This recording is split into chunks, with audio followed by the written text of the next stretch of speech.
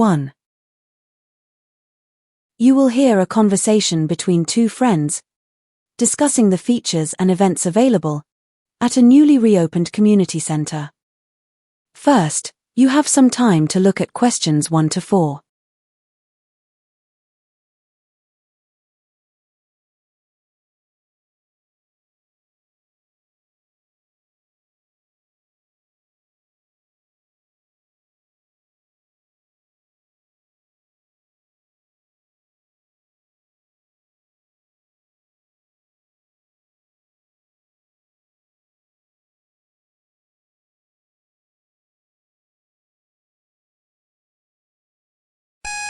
Now listen and answer questions 1 to 4. Hello? Hi, Tom. It's Lena. How's everything? Settled into your new position yet? You're working at the community center now, aren't you? Yes, I started when the center reopened about 5 weeks ago. It's been really enjoyable. Actually, Mark and I have been planning to stop by for a while now.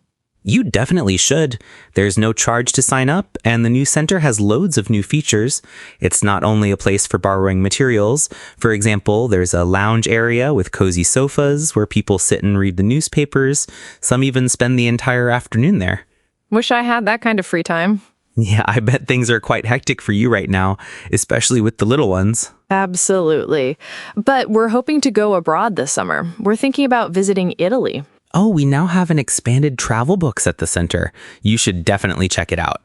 I can't say for sure if there's anything about Italy, but I'd be surprised if there isn't. Great!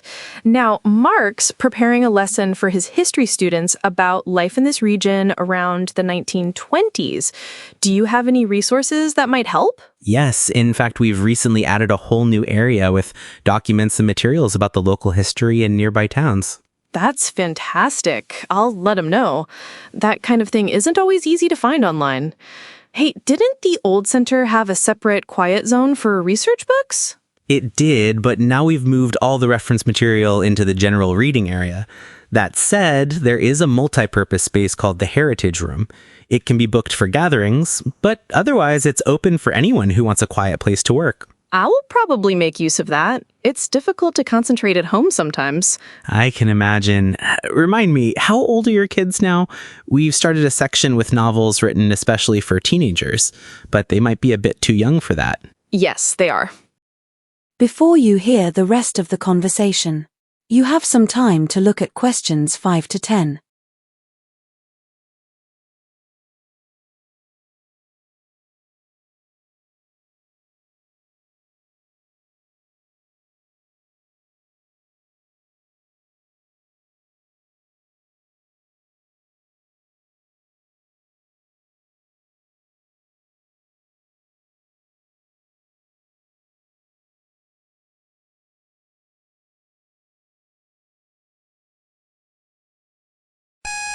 Now listen and answer questions 5 to 10.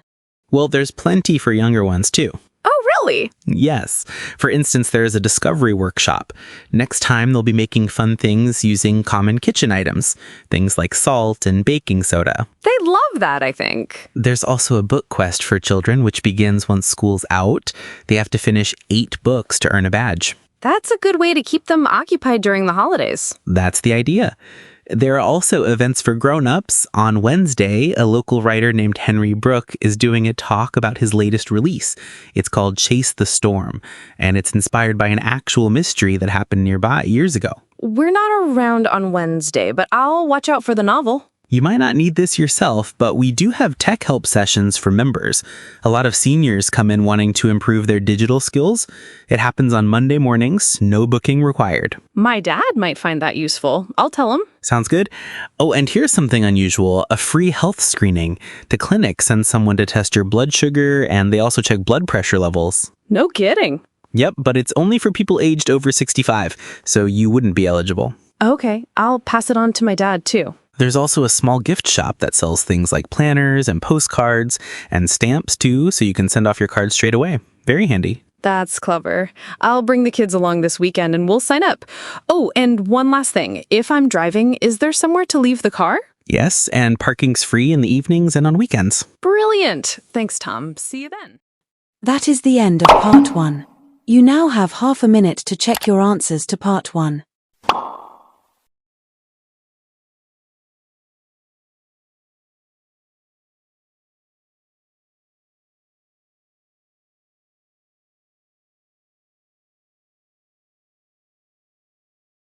Part 2. You will hear a speaker discussing specialized holiday packages offered by a travel company. First, you have some time to look at questions 11 to 17.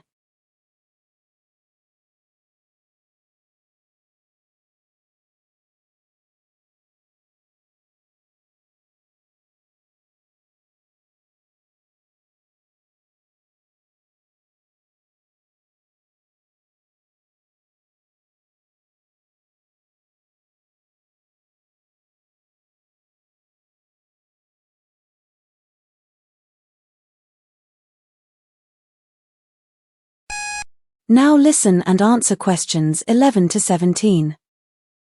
In this section of your training workshop, we're going to focus on some of the more tailored vacation packages available at Horizon Escapes.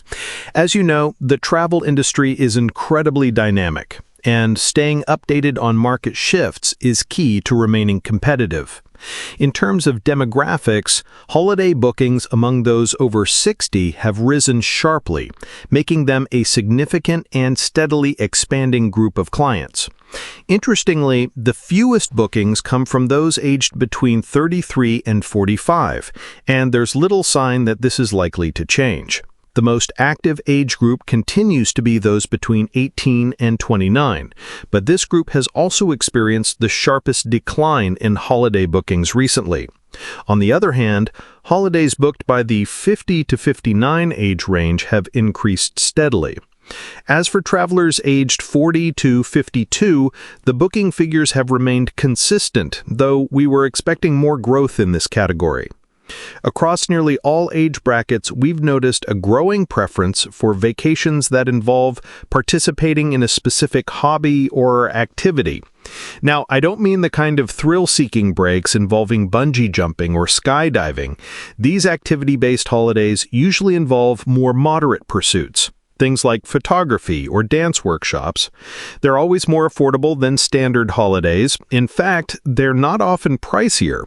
Another key difference is that they often take place in less commercialized regions, allowing tourists to engage more closely with local communities and customs. Let me walk you through some examples of Horizon Escapes activity trips. Our sculpture retreats are held in 3 separate locations across Portugal and Greece. They attract clients from all experience levels, including total newcomers. We've got an outstanding team of instructors, some of whom have worked with us since the beginning. We're also bringing in 4 new artists this season, which means we'll be increasing the number of sessions at each venue. As for culinary breaks, while many companies stick to teaching regional dishes from the country being visited, our program draws from a wide variety of international cuisines. In addition, there's the usual emphasis on top quality, locally sourced produce, a standard expectation nowadays, and most of our menus include vegetarian or plant-based options. Our wildlife photography holidays are organized in destinations ranging from Norway to Nepal, offering breathtaking landscapes. Group sizes are kept small, usually around 7 participants, so we can provide individual coaching during the trip. Guided outings are planned by experienced professionals, and at the end of each tour, there's a group exhibition of participants' best work. This gives everyone a chance to admire each other's photos and get constructive feedback from the instructor. Before you hear the rest of the conversation, you have some time to look at questions 18 to 20.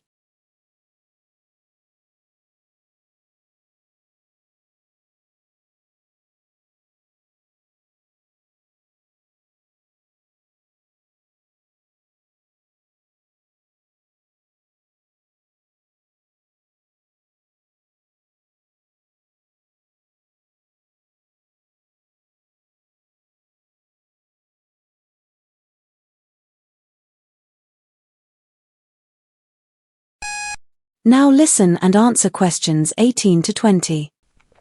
To finish, let me give you a quick overview of our wellness options. In both Austria and Spain, we run week-long general health courses, which are suitable for all ages and activity levels. At the beginning, each guest meets with a fitness advisor to design a personal routine. Apart from improving physical health, most participants report a noticeable drop in stress levels by the end of the week. In Cyprus, we have a 2-week holiday for clients who want to do something about their weight. This includes custom diet plans and healthy eating workshops. But the standout feature is that all exercise classes take place outdoors, right on the beach. People tell us it's a far more enjoyable environment than a typical fitness center. We also operate several adventure programs in Peru. One that gets especially high ratings is our trail cycling trip. Bicycles are provided, and we have route options to suit different experience levels.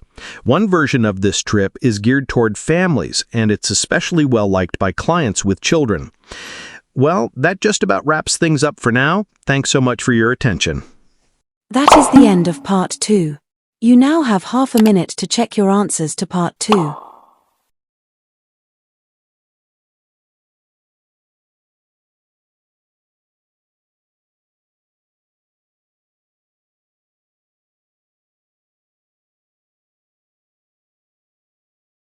Part 3. You will hear 2 students discussing their case study project about a local heritage site. First, you have some time to look at questions 21 to 26.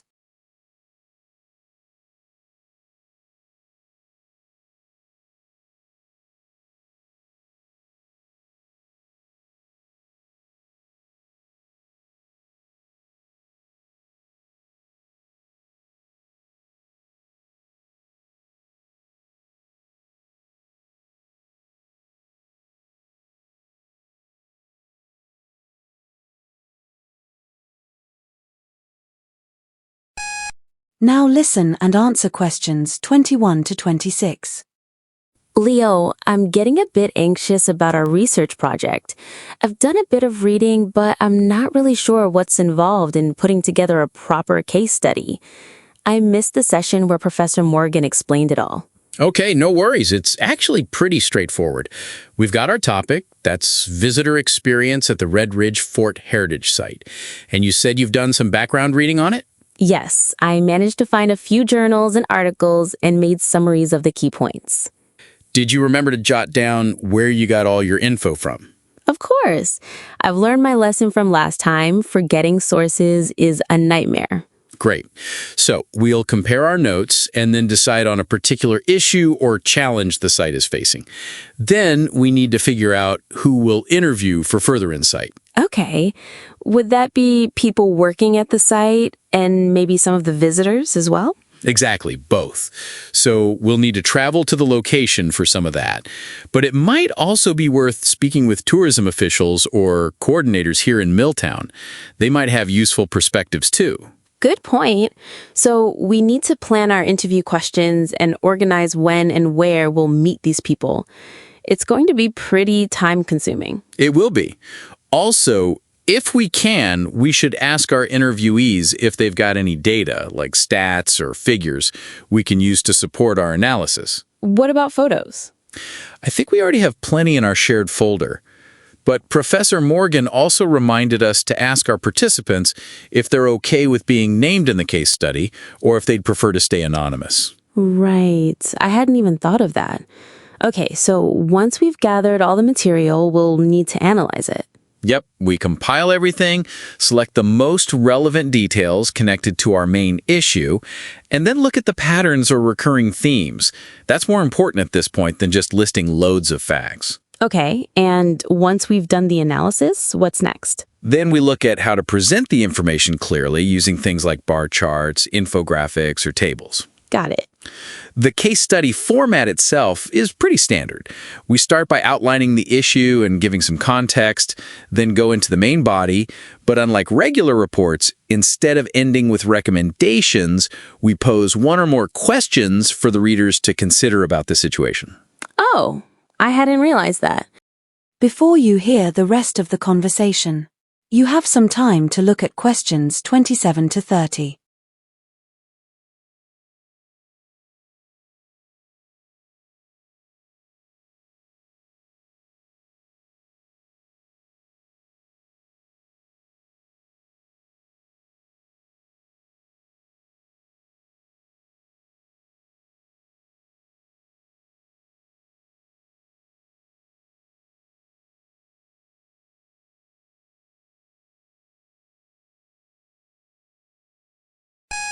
Now listen and answer questions 27 to 30. So the main issue we're focusing on in our case study of the Red Ridge Fort is why the number of visitors has been so low. I'm sure the interviews will help, but I did find an article online that claimed the main barrier was poor transport links. I came across that too, but the article was quite old, maybe 12 years back, when the local roads were in really bad shape. They've been upgraded since. Honestly, I think the site itself is packed with interesting exhibits and great views. It's just that the official website does a terrible job of showcasing any of that. Yes, I had a look too. It's really unengaging and outdated. One proposal I read suggested that the site needs a proper visitor facility. We could definitely dig into that idea a bit more. Definitely. We'd need to find out who might actually use such a facility, and ideally get some data on the different types of visitors, maybe school trips, older adults, that sort of thing. But I reckon only the staff would have access to that kind of breakdown. Good point. And if we do suggest building a visitor center, we'll need to look into possible obstacles. The budget, for one, it wouldn't be cheap to build and maintain. True, but it might be worth it in the long run. Although, since it's a protected site, I'm guessing they'd need special approval for any new construction. Especially since the only feasible location would be right at the main gate, which is the first thing people see when they arrive. Yeah, that could be controversial. Still, it could benefit the surrounding community. Red Ridge Town has been struggling. There's not much happening there anymore. A lot of the younger folks head off to Newborough or Elmford for jobs, and the town's mostly left with pensioners and young families. That's something we could definitely look into as well. Also, the possible environmental damage from increased visitor numbers, we can't ignore that. Absolutely. Right now, visitors can roam freely across the grounds, but if numbers go up, they might need to limit access or build walking paths. Plus, they'd probably need more staff on site to monitor things and keep visitors on track. Yeah, we should definitely include that in our investigation. Okay, well... That is the end of part 3. You now have half a minute to check your answers to part 3.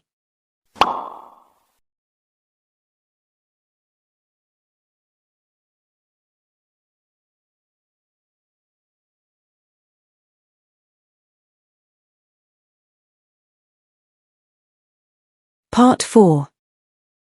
You are going to listen to a scientist discussing how lead pollution influences frog communication and human health. First, you have some time to look at questions 31 to 40.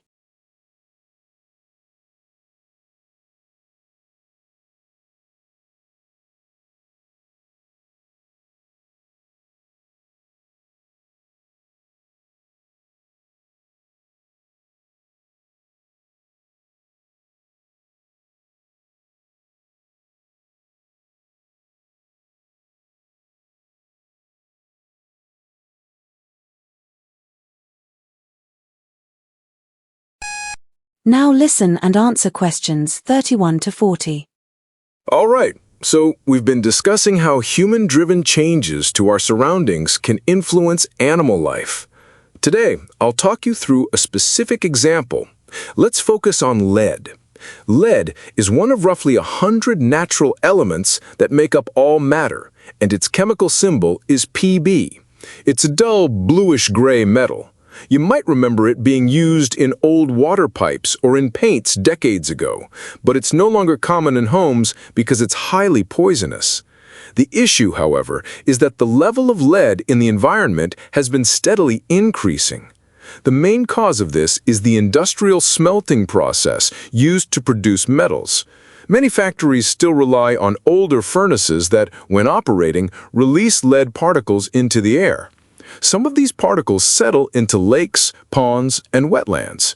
If they're consumed by aquatic creatures, say snails or small fish, the lead remains in their bodies and enters the broader food chain.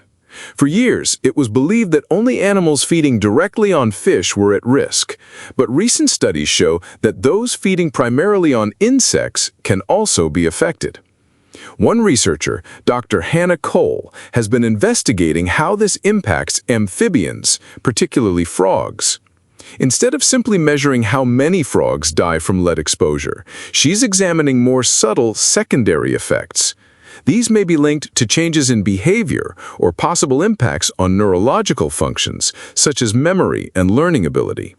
She's especially interested in how lead influences frog mating calls. Now, the process of call development happens during a particular phase in a frog's early life, and it turns out that young male frogs learn these calls mainly by mimicking the sounds made by older males in their group. Dr. Cole's experiments have already shown that when young male frogs are given food contaminated with even low doses of lead, their mating calls become simpler and less varied compared to unaffected frogs. In the wild, this could make them less appealing to females, reducing their likelihood of reproducing. It's worth noting how she's carrying out this research. She's combining controlled experiments with frogs in enclosed facilities and observations of frogs in their natural habitats. The controlled setting has the benefit of minimizing unpredictable factors found outdoors, which gives her more certainty about the results. And of course, she doesn't have to spend days searching for frogs in the field to gather data. So what does this mean for people? Well, since some frog species migrate between regions, they could be transporting lead contamination far from the original polluted sites. For example, it was discovered that frogs feeding in contaminated wetlands were later found over 800 kilometers away, where they were collected by locals for food. These animals likely had lead levels high enough to pose a concern for human health. Furthermore, returning to the idea of call learning, which can be affected by lead, scientists already know that in humans, lead exposure can cause developmental delays in learning to speak. This process shares similarities with frog communication learning, involving comparable brain pathways and some of the same genes. But the implications go further. High lead levels in a pregnant woman's diet can affect the unborn child, and the consequences can be severe. Ultimately, the question becomes whether greater importance should be given to economic productivity or to protecting the environment. There are now stricter limits on lead emissions from industrial plants, but meeting these standards will require hundreds of millions of dollars in upgrades and will raise production costs. Some critics believe that's too steep a price for safeguarding wildlife. But as we've just seen, the matter extends well beyond the animals themselves, and it's a debate we ought to approach with real seriousness. That is the end of part 4.